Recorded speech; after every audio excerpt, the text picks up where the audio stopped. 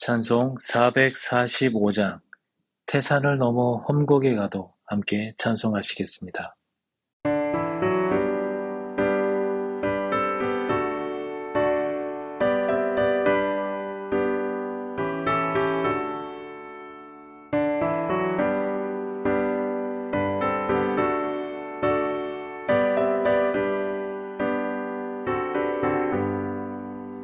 태산을 넘어 험곡에 가도 빛가운 대로 걸어가면 주께서 항상 지키시기로 약속한 말씀 변치 않네. 하늘의 영광 나의 맘속에 차고도 넘쳐 할렐루야를 힘차게 불러 영원히 주를 찬양하리.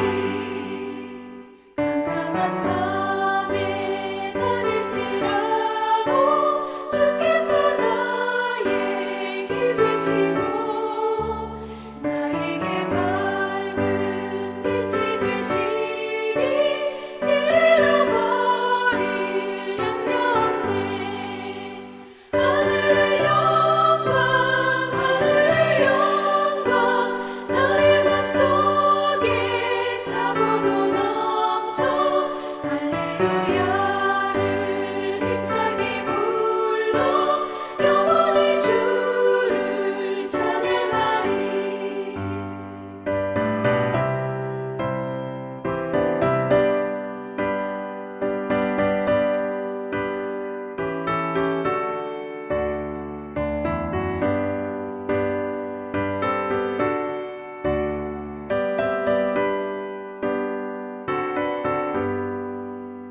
광명한 금이 마음에 받아 찬란한 천국 바라보고 할렐루야를 힘차게 불러 날마다 빛에 걸어가리. 하늘의 영광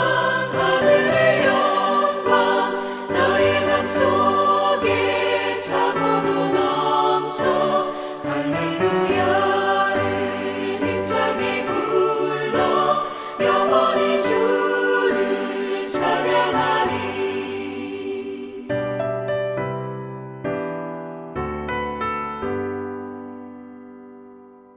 사도신경으로 신앙 고백드리겠습니다. 전능하사 천지를 만드신 하나님 아버지를 내가 믿사오며 그 외아들 우리 주 예수 그리스도를 믿사오니 이는 성령으로 잉태하사 동정녀 마리아에게 나시고 본디오 빌라도에게 고난을 받으사 십자가에 못 박혀 죽으시고 장사한 지 사흘 만에 죽은 자 가운데서 다시 살아나시며 하늘에 오르사 전능하신 하나님 우편에 앉아 계시다가 저리로서 산 자와 죽은 자를 심판하러 오시리라. 성령을 믿사오며 거룩한 공회와 성도가 서로 교통하는 것과 죄를 사하여 주시는 것과 몸이 다시 사는 것과 영원히 사는 것을 믿사옵나이다. 아멘. 10월 7일 토요일 하나님의 말씀은 열왕기사 13장 11절로 19절입니다. 13장 11절로 19절 말씀을 함께 보도록 하겠습니다. 베델에 한 늙은 선지자가 살더니 그의 아들들이 와서 이날에 하나님의 사람이 베델에서 행한 모든 일을 그에게 말하고 또 그가 왕에게 드린 말씀도 그들이 그들의 아버지에게 말한지라. 그들의 아버지가 그들에게 이르되 그가 어느 길로 갔더냐? 그의 아들들이 유다에서부터 온 하나님의 사람의 간 길을 보았습니다. 그가 그의 아들들에게 이르되 나를 위하여 나귀의 안장을 지우라. 그들이 나귀의 안장을 지으니 그가 타고 하나님의 사람을 뒤따라가서 상수리 나무 아래에 앉은 것을 보고 이르되 그대가 유다에서 온 하나님의 사람이냐? 그러하다. 나와 함께 집으로 가서 떡을 먹으라. 나는 그대와 함께 돌아가지도 못하겠고 그대와 함께 들어가지도 못하겠으며 내가 이곳에서 그대와 함께 떡도 먹지 아니하고 물도 마시지 아니하리니 이는 여호와의 말씀이 내게 이르시기를 내가 거기서 떡도 먹지 말고 물도 마시지 말며 또 내가 오던 길로 되돌아가지도 말라 하셨음이로다. 나도 그대와 같은 선지자라. 천사가 여호와의 말씀으로 내게 이르기를 그를 네 집으로 데리고 돌아가서 그에게 떡을 먹이고 물을 마시게 하라 하였느니라. 이는 그 사람을 속임이라. 이에 그 사람이 그와 함께 돌아가서 그의 집에서 떡을 먹으며 물을 마시니라. 오늘 말씀의 제목은 베델 선지자의 유혹입니다. 하나님의 선지자는 천사로부터 받은 하나님의 말씀이라는 베델 선지자의 거짓말에 속아 하나님의 명령을 어기고 집으로 들어가 떡을 먹고 물을 마십니다. 오늘 보면 11절에 보면 베델에 거하는 한 늙은 선지자에 대한 말씀이 나옵니다. 그는 하나님의 사람이 베델 산당에서 행한 일과 그가 왕에게 선포한 또 하나님의 계시 등 또 하는 징조 등 모든 일들을 이제 그의 아들들에게서 전해 들었습니다. 그런데 그는 11절에서 선지자로 소개가 되고 있고 또 18절에서는 또 스스로도 나는 선지자다라고 이야기하고 있으며 또 20절 본문의 말씀에 보면 또 여호와의 계시를 받고 또 나중에 또 열왕기하 23장에 보면 열왕기하 23장 17절로 18절 말씀에 보면 요시야가 이르되 내게 보이는 저것은 무슨 비석이냐 하니 성읍 사람들이 그에게 말하되 왕께서 베델의 제단에 대하여 행하신 이 일을 전하러 유다에서 왔던 하나님의 사람의 묘실이니이다 하니라. 이르되 그대로 두고 그의 뼈를 옮기지 말라 하매 무리가 그의 뼈와 사마리아에서 온 선지자의 뼈는 그대로 두었더라. 이제 이 말씀을 봤을 때 그 선지자는 사마리아에서 온 선지자로 또 불리우는 것을 이제 보게 됩니다. 이제 이거 이렇게 봤을 때에 그 사람은 북이스라엘의 선지자임이 이제 확실해집니다. 그런데 다만 그를 참된 선지자로 여기기에는 뭔가 미심적인 부분이 있습니다. 왜 그러냐면 첫 번째로는 그의 아들들과 함께 우상 숭배가 만연한 베델에 계속 잔류하고 있었기 때문입니다.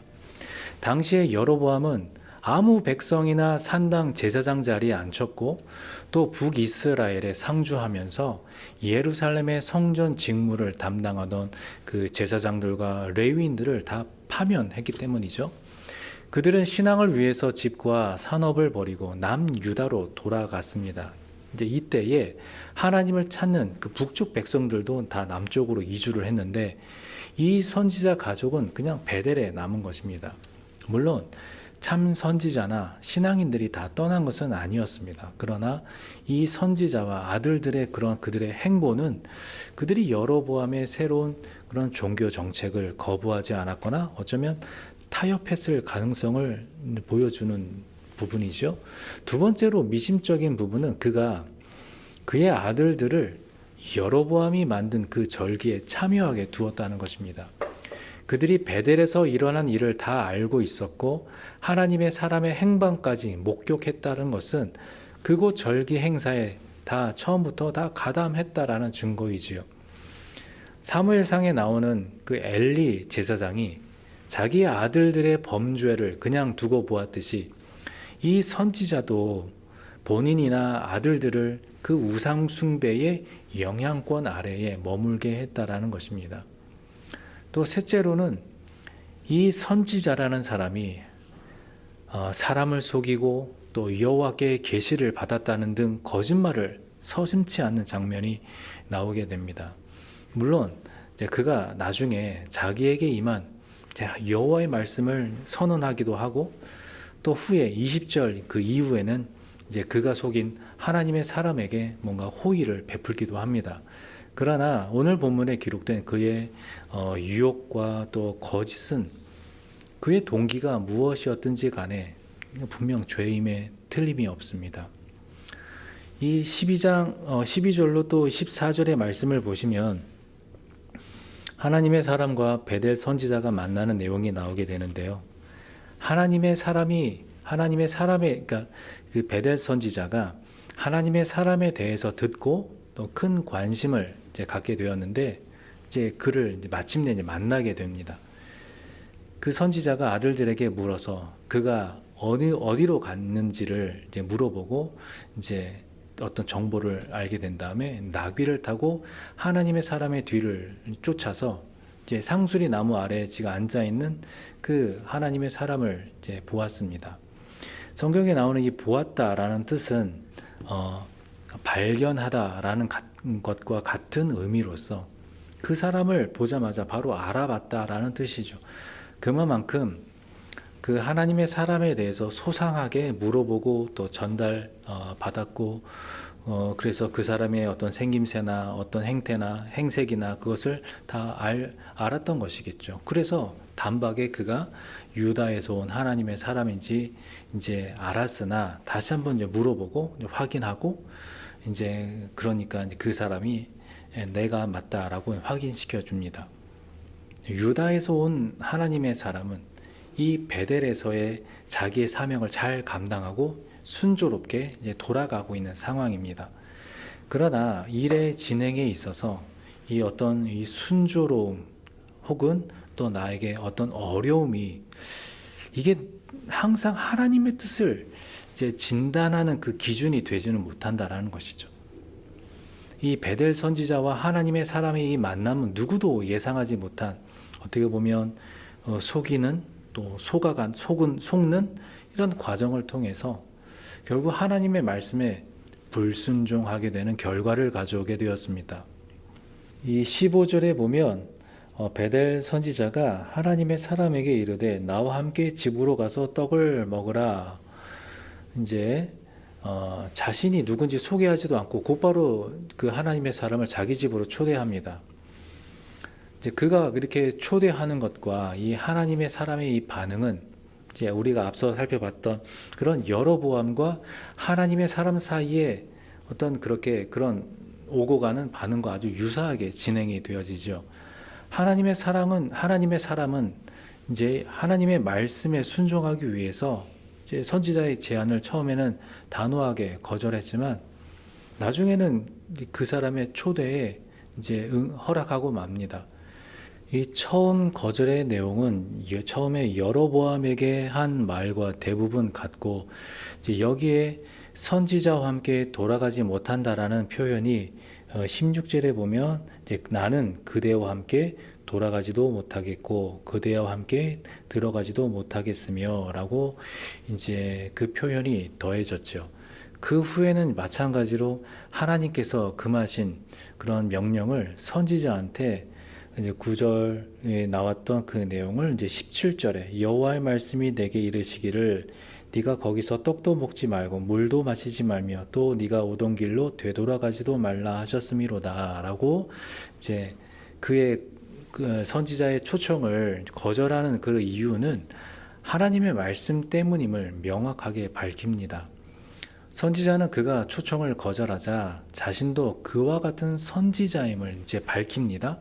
그뿐 아니라 내가 지금 초청하는 것은 하나님의 뜻이라고 지금 설명을 합니다.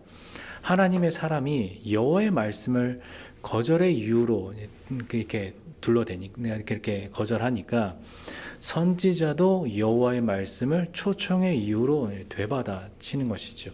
그의 말에 따르면 천사가 여호와의 말씀으로 내게 이르기를 이렇게 이야기합니다. 천사가 여호와의 말씀으로 집으로 초대하고 그 다음에 떡을 먹이고 물을 마시게 하라고 했다는 것입니다. 근데 이거는 거짓말이죠. 선지자가 하나님의 사람을 접대하려고 한 그 동기나 어떤 의도는 설명이 되지 않습니다. 그 의도가 선한지 악한지 파악하기도 쉽지가 않습니다. 자기와 같은 선지자라 대접을 하고 싶었는지 아니면은 그가 전한 여호와의 말씀의 어떤 진짜 그 진위를 시험하거나 확인하고 싶어 했는지도 모르겠습니다. 근데 확실한 것은 이 선지자가 자신의 목적을 위해서 수단과 방법을 가르지 않았다는 것입니다. 이 선지자는 자신의 생각과 욕심으로 이미 지금 베델을 떠나고 있는 사람의 뒤를 쫓아가지고 그를 회유하고 속이는 아주 그냥 적극적으로 하고 있습니다. 그러면서 하나님의 말씀과 또 천사를 함부로 거론하면서 자신의 뜻을 막 이루려고 한 것입니다. 여기에는 하나님을 두려워하는 마음 대신에 자기가 원하는 것을 이루려고 하는 어떤 욕심과 또 그런 집착으로 가득했기 때문입니다.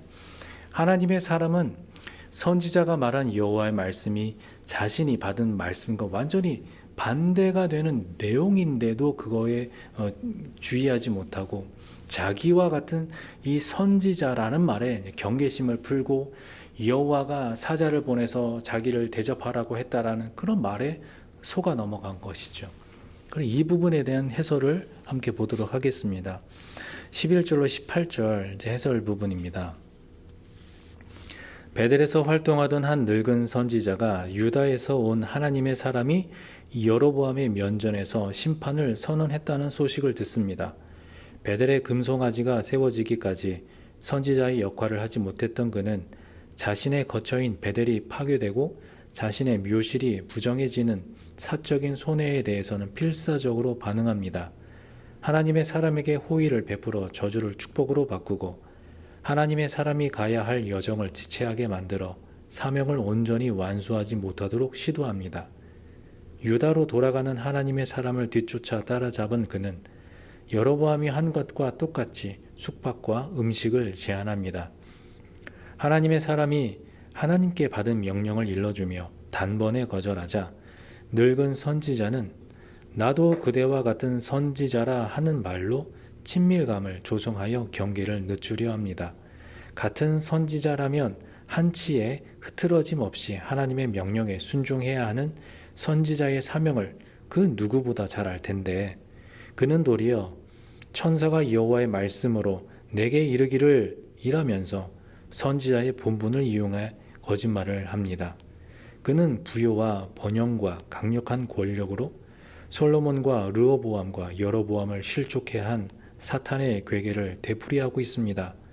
사탄은 지금도 빛의 천사로 위장하여 우리를 속이려 합니다.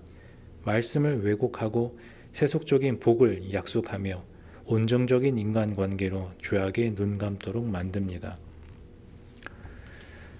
유다에서 온 하나님의 사람이 베델 선지자에게 쉽게 속아 넘어간 것 중에 하나는 사실 자신과 비슷한 일을 하는 사람을 만나면 사람들은 어떤 그 경계심을 풀고 뭔가 그 동료의식, 친밀감을 갖는 것이 이제 일반적이죠.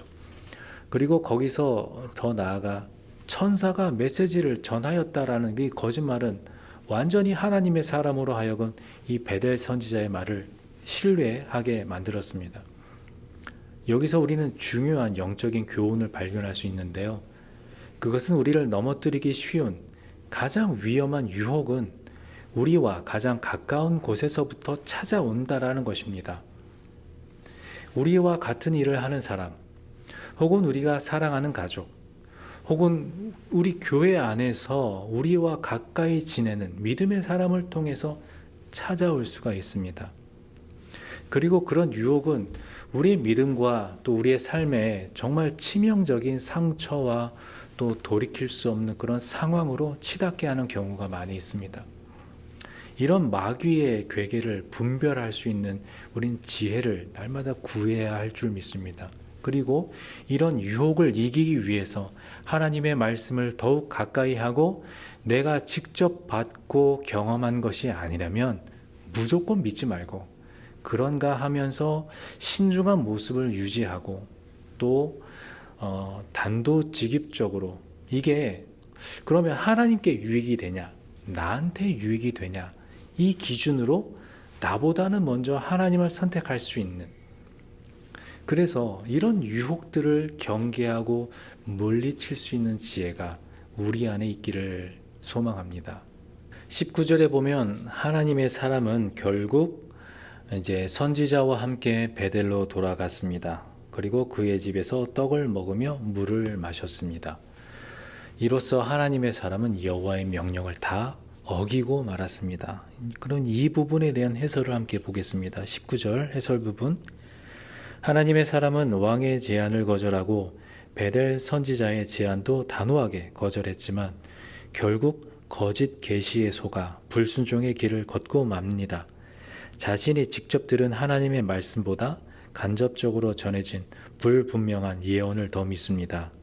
명백하게 상충되는 예언을 듣고도 별다른 확인 없이 받아들인 것 같습니다. 말씀뿐 아니라 행동으로도 자기 메시지의 신실성을 증명해야 하는 선지자의 사명을 너무 소홀히 여긴 것입니다. 젊을 때 충성하던 솔로몬이 나이 들어 무너지고 그로 인해 결국 나라가 둘로 갈라졌듯이 끝까지 충성하지 않으면 소용없습니다. 성경을 통해 명확히 내게 계시된 순종의 길 또한 그러합니다. 그 어떤 명분이나 이유로도 불순종을 합리화할 수 없습니다. 앞서 말씀드린 것과 마찬가지로 우리 눈과 우리 귀에 보여지고 들려지는 바에 따라 판단하기보다는 언제나 말씀과 기도 가운데 심사숙고함으로써 하나님의 뜻을 바로 깨닫고 또 나의 행동을 결정해야 할 것입니다. 요한일서 4장 1절로 4절 말씀을 보시면 사랑하는 자들아 영을 다 믿지 말고 오직 영들이 하나님께 속하였나 분별하라. 많은 거짓 선지자가 세상에 나왔음이라.